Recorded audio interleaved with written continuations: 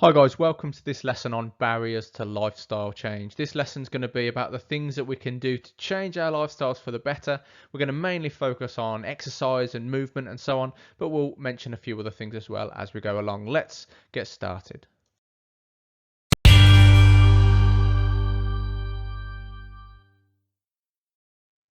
So let's just mention what are some of the most common barriers that keep people from participating in as much exercise, physical activity, sport, movement as they might like to. The most common one certainly is time.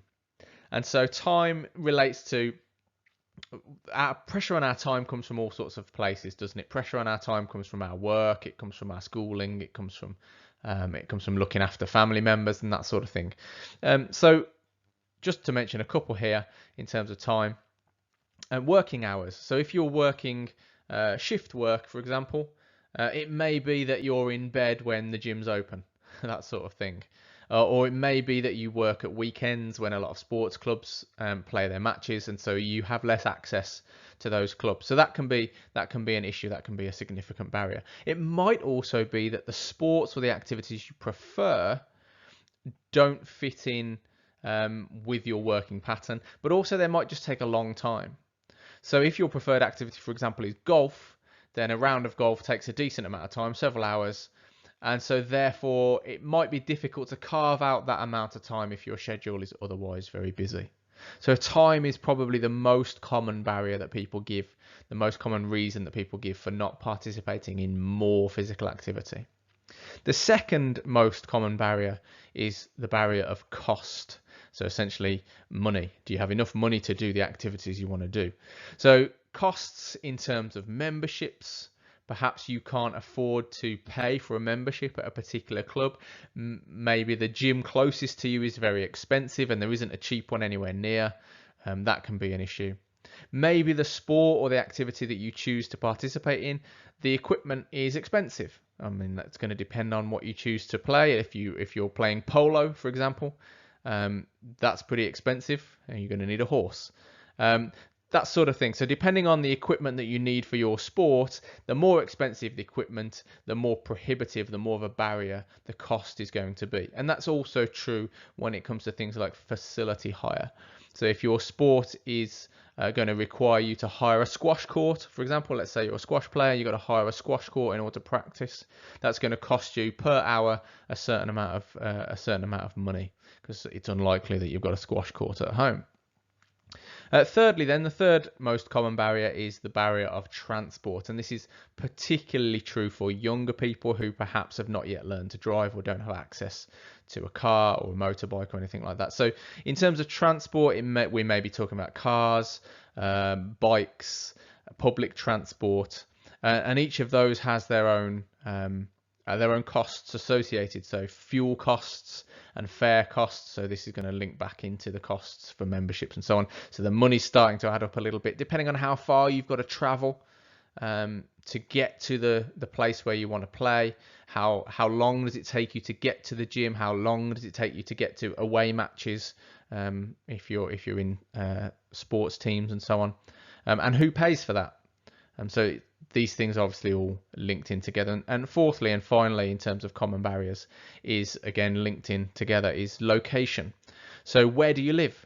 And what's available around you? So do you live in a rural or an urban location? If you live in a rural location, it may be some distance to the nearest gym, for example. That's unlikely in an urban situation where maybe a gym is closer, but maybe a football pitch is further away or a rugby pitch is further away.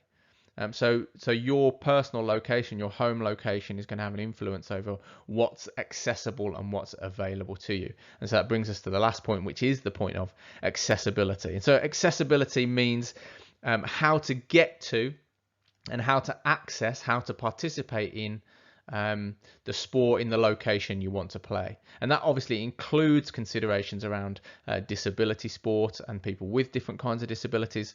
Is there accessible facilities, or are there accessible facilities for you and your particular disability? But it's broader as well. Essentially, accessibility is something that we all have to consider in terms of getting to a particular location and utilizing the facilities there and so on. Are they suitable for us?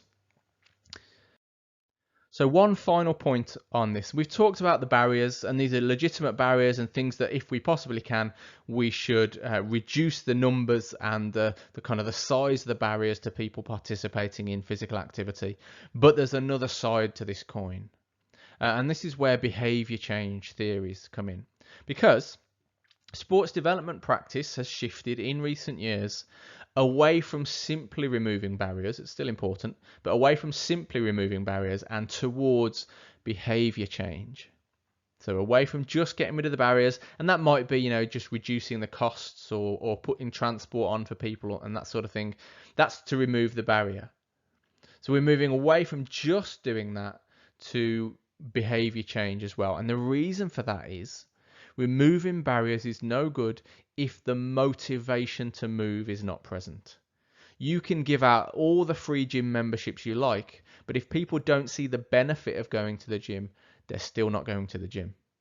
You can give out sports clubs memberships, you can go and bus people, or you can put on buses for people to come to your sports club, but if they don't want to play that sport because they don't care about that sport and they're not interested in the benefits and so on, they're not going to come. So we can remove barriers, but that's not enough if the motivation to move isn't present. So what do we need to do?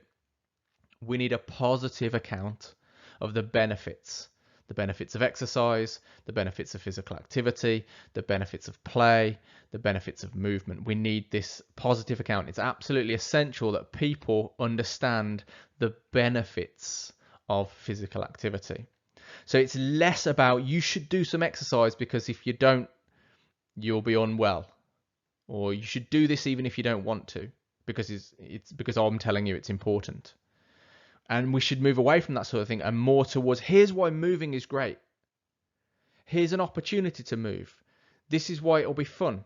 This is why it'll help you. We might be able to sell it to them in terms of the social aspect, the health aspect, the mental health aspect. There's all sorts of positives that we can tell people about sport and physical activity that might motivate them to move. So we might say, here's why, instead of saying you should stop smoking because if you don't, you're going to die of lung cancer, and try and scare people into action, that usually doesn't work. Well, at least it doesn't work in the long term. It'd be better to say, here's why quitting smoking would be a great idea. Here's all the benefits, the money that you'll save and the health benefits for your respiratory system and so on. And we sell them the benefits rather than telling them what the problems will be if they don't exercise. So we want to move away simply from removing barriers, and we want to sell the benefits of behavior change, sell the benefits, give a positive account of why exercise, movement, physical activity is good for a person.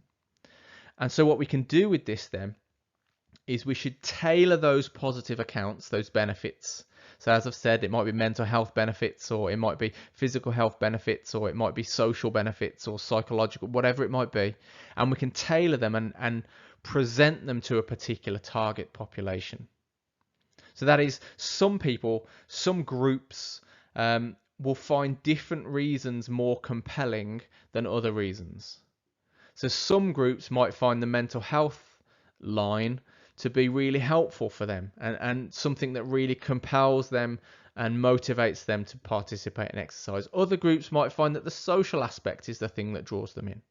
So we need to know our target population and tailor our positive accounts of the benefits of exercise to those populations. And having done that, we'll find that we've achieved more than we could do if we simply just made stuff cheap or built more facilities or just removed the barriers.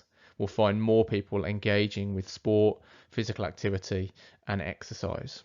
So we need to know our populations, we need to know our groups and what each group or each type of group typically and generally want to get out of their exercise.